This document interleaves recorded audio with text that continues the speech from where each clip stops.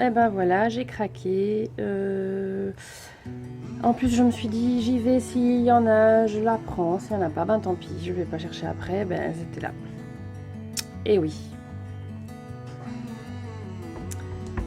La voici.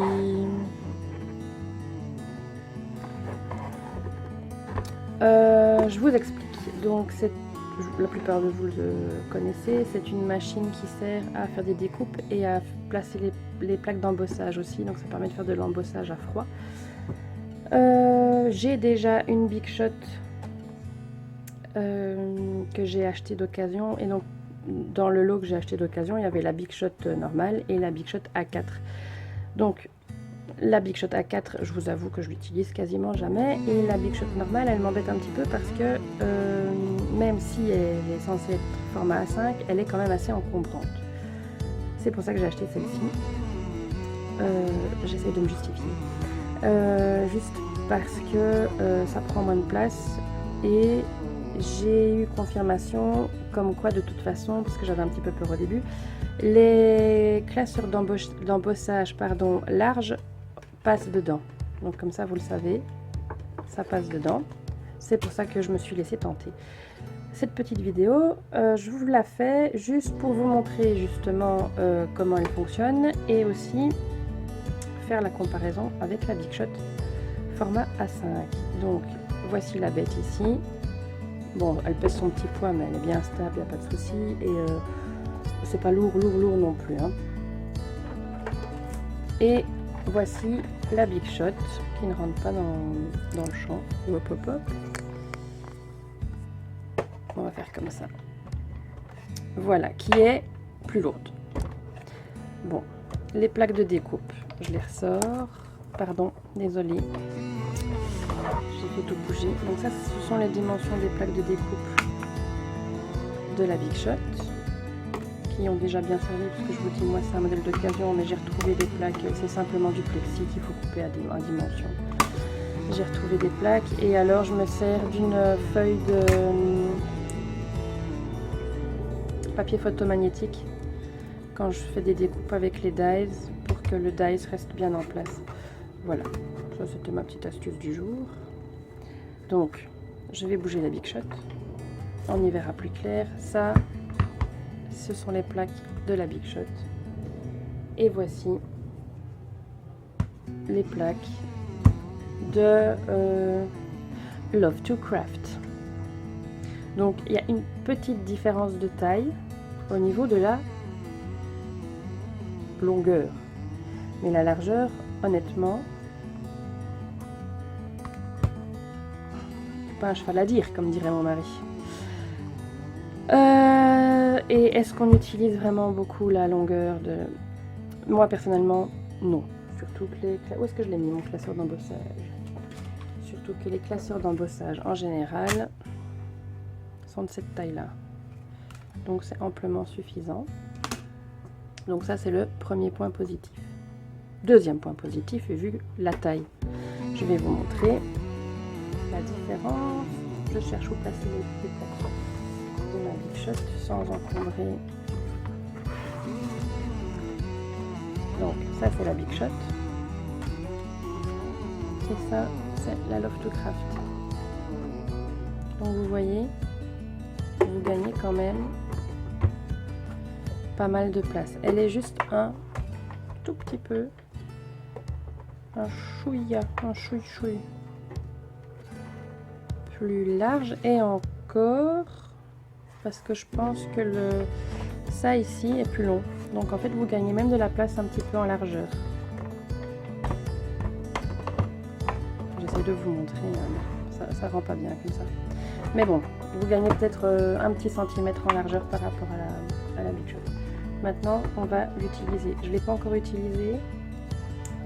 Et je vous avoue que le sens des plaques proposées dans le mode d'emploi, ben ça, je sais pas.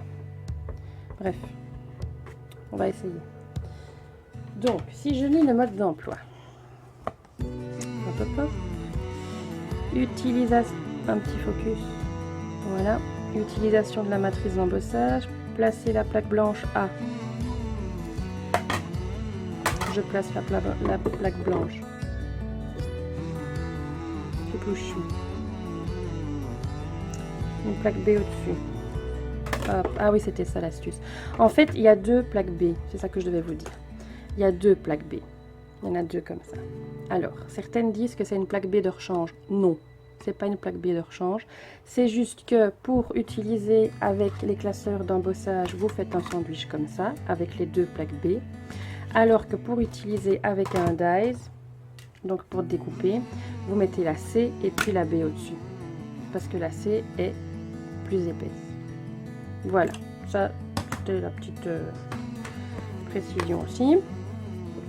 Y arriver, elles sont encore super électrostatiques les plaques. Ah ah. Voilà, alors bon, je vais quand même mettre un papier dans mon classeur d'embossage. J'ai déjà préparé un petit peu des petits papiers. Ah, décidément, je suis désolée, j'arrête pas de vous faire trembler. Voilà, plaque B et plaque B. Je vérifie sur le mode d'emploi, s'assurer que les couches restent bien, oui, et puis on fait tourner. Et ça fait du bruit normalement. Ne vous étonnez pas si ça fait crac, crac, crac, crac, crac, crac, crac. Bon, moi j'aime bien passer 2 fois. Voilà. Attention, roulement de tambour. Donc, la partie embossage. Et ben ma foi, c'est joli. Nickel. J'aurais peut-être dû vous l'essayer avec les pièces fournies. Donc, dans l'emballage, vous avez ce lot de dies et 2 classeurs d'embossage. Je m'éloigne pour ouvrir. Petit pois, mais ça normalement vous l'avez déjà vu dans les vidéos. Petit pois et étoile. Alors, vous voulez voir le petit pois? On va faire le petit pois. Donc, je répète, une baie en dessous, le classeur, une baie au-dessus, et c'est parti mon kiki.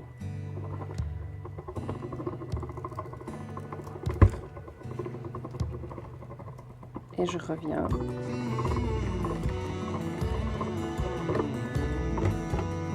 Je vais un peu huiler les rouleaux parce que j'ai une petite substance huileuse là sur ma plaque du dessus.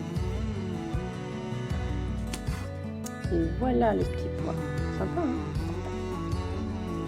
Super. Alors, on va tester une découpe. On va tester une découpe et là j'hésite, est-ce que je teste mes nouveaux dies que j'ai... Non, on va tester les dies qui sont fournis avec. On va faire des simples ronds. Un seul, ça suffira bien. Donc, là, ils disent la plaque A. On reprend le petit. Utilisation matrice de découpe. Plaque A. Plaque C. Tac, tac, tac. Ok. Plaque A. Plaque C. Je crois que je vous ai dit le contraire là tout de suite. C'est la plaque C qui se met en dessous. Vous mettez votre matrice de découpe avec le bord coupant vers le haut. Parce que comme ça on abîme que les plaques B en fait. C'est ça l'histoire. Hop. Le papier. La plaque B, bon, on cherche pas à être précis et on y va. Et ça c'est normal. Crac, crac, crac, voilà, c'est parce que ça coupe. Et là je ne passe qu'une fois. Donc, ce qui se passe, c'est tout à fait normal. Ne vous tracassez pas. C'est que ça nique un peu vos plaques.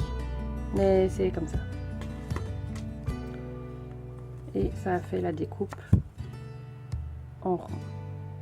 Et donc voilà, forcément la plaque qui était toute belle, toute neuve, maintenant elle a une marque en fait, hein. C'est la découpe qui s'est un peu marquée dans le plexiglas.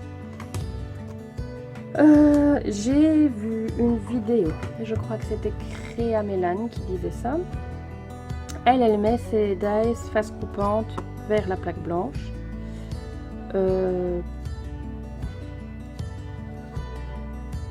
J'ai un peu peur, moi, je vous avoue, parce que la plaque blanche, c'est quand même une plaque assez spéciale.